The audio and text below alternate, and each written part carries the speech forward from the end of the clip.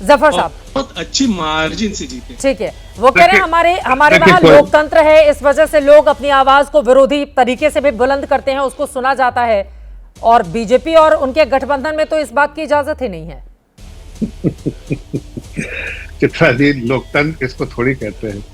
ये नूरा कुश्ती को लोकतंत्र कहते हैं तो भाई इनको मुबारक हो, वो नूरा कुश्ती जिसको लोकतंत्र कहते हैं। आपस में एक दूसरे को हर दिन कोसना, अगर इसको लोकतंत्र कहते हैं तो उनको मुबारक हो। हकीकत यह है कि आप देखिए, संजय रावत, अखिलेश यादव, अबू आजमी, नाना पटोले, ऐसे 50 नाम आपको हम गिनवा देंगे जो महाराष्ट्र में हर दिन अजीब अजीब जो है स्टेटमेंट देते हैं और अपने ही सहयोगी के बारे में देते हैं।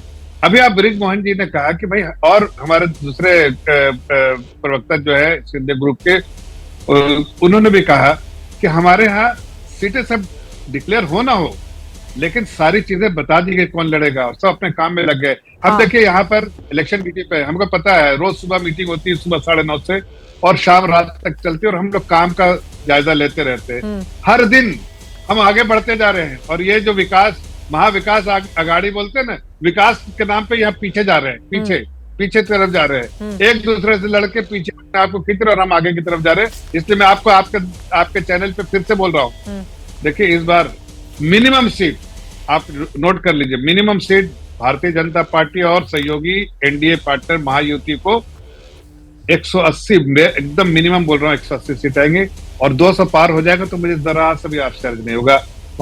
हम उसी कोशिश में कि 200 के पार हम लेके आए, कंफर्टेबल सरकार बने और वहां जो विकास चल रहा है उसको प्रगति और तेजी से और बढ़ोतरी करें उसमें। लेकिन एक हमारे ऐसी अघाड़ी है जो रोज जो गाड़ी जो पीछे जाने वाली गाड़ी है, अघाड़ी जो है पीछे जाने वाली गाड़ी है, इसलिए कि इनके पास कुछ नहीं है, सिर्फ लड़ाई झगड़ा करने के लिए कुछ नहीं है। ये काका जी कुछ बोलेंगे तो दुबे जी कुछ बोलेंगे, इधर महेश चौहान जी कुछ बोलेंगे और सब जो है एक दूसरे को नीचा दिखाने के लिए। क्या बोला महेश चौहान जी ने कि जिसको अलग से लड़ना लड़े भाई, जीते अगर लड़ने की। उनका कहने का मतलब क्या है, दम है तो लड़ो, दिखाओ जीत के, बड़े भाई बन के दिखाओ। अरे भाई, जिसको 5 सीट नहीं देने के लिए तैयार हो वो बड़ा भाई क्या बनेगा। और उधर दुबे जी बोल रहे हैं, दुबे जी ऐसे ललकार रहे हैं। मनोज काका जी, आप लोग भले ही इस बात का दम भरे कि समाजवादी पार्टी उन सीटों पर अपने कैंडिडेट उतारेगी जहां पर बीजेपी को नुकसान पहुंचाए, इंडिया गठबंधन को नुकसान नहीं पहुंचे, लेकिन मध्य प्रदेश उठाकर देख लीजिए, बाकी राज्यों को उठाकर देख लीजिए, उत्तर प्रदेश के लोकसभा चुनाव को अगर थोड़ा हम किनारे कर दें तो जहां जहां समाजवादी पार्टी लड़ती है वहां पर वो आप इंडिया गठबंधन कांग्रेस को ही नुकसान पहुंचाते हैं। ऐसा है नहीं कि उससे बीजेपी को डैमेज हो जाता है। तो फिर ये जो डैमेज कंट्रोल आप लोग कर रहे हैं कि नहीं उतारेंगे 25 लेकिन बीजेपी को हराने के लिए, तो इससे तो नुकसान तो बीजेपी विरोधी वोट बटेंगे ना मनोज काका जी। सीधे तौर पर आप कांग्रेस पार्टी उनके गठबंधन को नुकसान पहुंचाएंगे। किसी गठबंधन को कोई नुकसान नहीं पहुंचाएंगे। अब सुनिए, भारतीय जनता पार्टी जो कह रहे हैं कि हमने कितना विकास किया, हमने कितना, अरे आपने विकास तो किया कि महाराष्ट्र के समेत पूरे देश के शिवाजी का आपने जो पूरे देश के गौरव के प्रतीक है उनकी आपने हजारों करोड़ की मूर्ति बनवाई है और हवा के एक झोंके से हटा दी। इसी तरह का आपका विकास है और आपस में संवाद करना, बात करना लोकतंत्र नहीं है।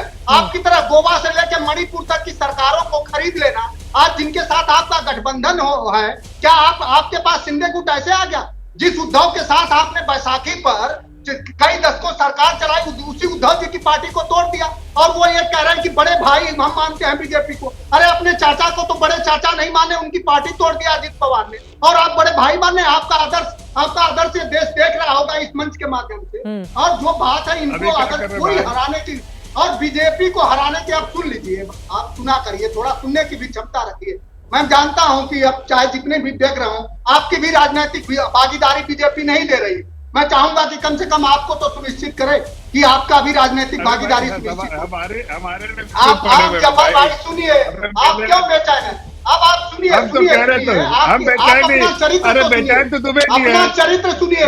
देश का विकास ये हो रहा है कि देश के लोगों पर जब नरेंद्र मोदी प्रधानमंत्री बने तो 55 लाख करोड़ रुपया था। आज उनके कंधों पर देश के 140 करोड़ जनमानस पर 255 लाख करोड़ रुपया है। ये नरेंद्र मोदी का विकास है। बेरोजगारी आज चरम पर है, पूरे देश में सांप्रदायिकता आज चरम पर है, देश में भूखमरी चरम पर है। ग्लोबल हंगर इंडेक्स की रिपोर्ट पढ़े कि नहीं पढ़े? व्हाट्सएप यूनिवर्सिटी से वो आया कि नहीं आया आपके यहाँ? नहीं आया होगा, क्योंकि वो कैसे बता पाएंगे आप अपने देश के लोगों को? इसलिए तो कि पूरे यहाँ देश के हर लोगों को खाना मिल रहा है। पूरे तुम्हारे देश में तुम जैसे लोगों ने लोगों का पैसा लूटा, हम लोगों ने सबको घर घर तक पहुंचा आराम से आराम से आराम से, अरे साथ भाई, में नहीं बोलेंगे, साथ में नहीं बोलेंगे, समझ में नहीं आएगा। प्लीज आराम से एक एक करके अपनी बात रखेंगे, एक साथ नहीं बोलेंगे प्लीज, एक साथ नहीं बोलेंगे, एक एक करके अपनी बात रखेंगे, एक एक करके अपनी बात रखेंगे प्लीज। अरे आपने क्या किया? दोनों लोग साथ में, दोनों लोग साथ में, दोनों लोग साथ में। ग्लोबल हंगर इंडेक्स में हमारी क्या रिपोर्ट है? बेरोजगारी क्या है? उत्तर प्रदेश में क्या हालत जफर है? साहब आपकी आवाज नहीं आएगी, मनोज काका बोल रहे हैं, दोनों लोगों की साफ आवाज नहीं आएगी, प्लीज एक एक करके, ठीक है। उत्तर प्रदेश में अधीनस्थ कर्मचारी चयन आयोग से लेकर के विश्वविद्यालय से लेकर के यूनियन पब्लिक सर्विस कमीशन में लेकर के सब में मुख्यमंत्री अपने स्वजातियों को भरते हैं। यही आपका संवैधानिक बात है, यही लोकतंत्र है कि ठीक एक है। जाति के लोगों को श्रेष्ठ बनाइए, एक जाति के लोगों को ही सब कुछ दे दीजिए। जफर इस्लाम साहब, क्या अब मैं यही है? जवाब ले लेती हूँ, अब यही मैं जवाब ले लोकतंत्र लेती हूँ। जफर साहब अब बोलिए। देखिए, हमारा तो सिंपल पॉलिसी सबका साथ सबका विकास। इनके यहाँ जो है, इनके यहाँ है सिर्फ एक MY, उसके बियॉन्ड कहीं जा ही नहीं सकते। इस बार कांग्रेस की वजह से M आया था, अब इनको डर लगता है कि कांग्रेस चुप रहो, एक एक करके, एक एक करके। MY के बियॉन्ड कभी तुम जा ही नहीं सकते। ठीक है। और हमने पूरे प्रदेश के हर वर्ग के लिए ख्याल रखा, चाहे वो किसी समाज से हो, किसी समाज के किसी वर्ग से भी हो, इसलिए इनको पेट पे दर्द हो रहा है। अब कांग्रेस पार्टी, इनकी मजबूरी पड़ गई है, कांग्रेस पार्टी को इन्होंने आंख दिखाया है, तो लो भाई कांग्रेस पार्टी तुम्हें यहाँ तुम्हारी औकात दिखा रहा है। अभी दुबे जी कह रहे हैं तुम्हारी हैसियत क्या है, ये हम तो नहीं बोल रहे थे, आपके गठबंधन पार्टनर कह रहे हैं कि भाई तुम्हारी हैसियत क्या है। उधर से चौहान जी और कहे लड़के दिखाओ, जीत के दिखाओ, तब तुम्हें मानेंगे। ये सब तो आपके पार्टनर कह रहे हैं, हमने तो कोई टीका टिप्पणी आप पे की नहीं। टीका टिप्पणी करेंगे तो आपको दिक्कत हो जाएगी। अभी यही से लतम जुतम आपके नूरा किश्ती आपके गठबंधन के लोग कर रहे हैं, इसलिए मैं आपको बख्श दे रहा हूँ। ज्यादा कुछ आप पे टीका टिप्पणी नहीं कर रहा हूँ, इतना कह रहा हूँ समझदारी का काम लीजिए। आप लड़ेंगे 25 तो फटेगी आपकी कमीज, याद रखिएगा। यहाँ अब इस पर काका जी आप एक लाइन में जवाब दे दीजिए, उसके बाद आनंद दुबे जी मैं आ रही हूँ आपके पास। वो कह रहे हैं कि लड़ेंगे 25 तो फटेगी आपकी कमीज, तुकबंदी सुना रहे हैं आप। मनोज काका जी आपसे ये सवाल है। नहीं, देखिए हम ये तुकबंदी सुनने का समय नहीं है। मैंने जो आपको बात कहा, पूरे देश ने देखा है कि माननीय अखिलेश यादव जी की जो पीडीए की अवधारणा है उसको इग्नोर करके आज के डेट में भारतीय जनता पार्टी के मनवादियों को नहीं हराया जा सकता। और अखिलेश यादव आज पूरे देश में बहुजनों के स्थापित नेता है। भारतीय जनता पार्टी के अरे ये बहुजनों के स्थापित नेता को कांग्रेस पार्टी क्यों नहीं स्वीकार कर रही है? बताइए 5 सीटों के लिए आप बता रहे हैं वो बहुजनों के इतने बड़े बड़े नेता हैं, ठीक है, वही सब कुछ लेकर आगे बढ़े पीडीए को, बट कांग्रेस पार्टी इस बात को नहीं समझ रही है ना। मनोज काका जी आप जरा सोचिए कि आप लोगों के साथ मिलकर जो कांग्रेस 1 सीट से 7 सीटों पर लोकसभा में पहुंच जाती है, वहां पर विधानसभा के लिए 5 सीटों के लिए आपको इतनी मतलब मुश्किल आ रही है। हाँ, साइकिल का टायर पंचर है। समझे, ये इंडिया गठबंधन का जो आपसी विवाद है ये संवाद से, समन्वय से खत्म कर लिया जाएगा। ठीक है। यहाँ लोग एक दूसरे की पार्टियां तोड़ते नहीं है, एक दूसरे का सहयोग करते हैं। ठीक है। यहाँ लोग एक दूसरे की पार्टियां नहीं तोड़ते, ईडी सीबीआई नहीं भेजते। हाँ, और यहाँ लोग कम से कम लोकतंत्र में और इस भारत के लोकतंत्र के लिए लड़े हुए सर आप लोग। यहाँ की बात करेंगे।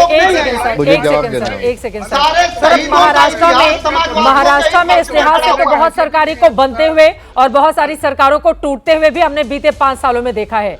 सबसे बड़ी पार्टी कौन सी थी, उसके बाद मुख्यमंत्री कौन बनना चाहता था, शपथ कौन लिया, उसके बाद की क्या स्थिति रही, फिर शपथ कौन लिया, फिर शपथ कौन लिया।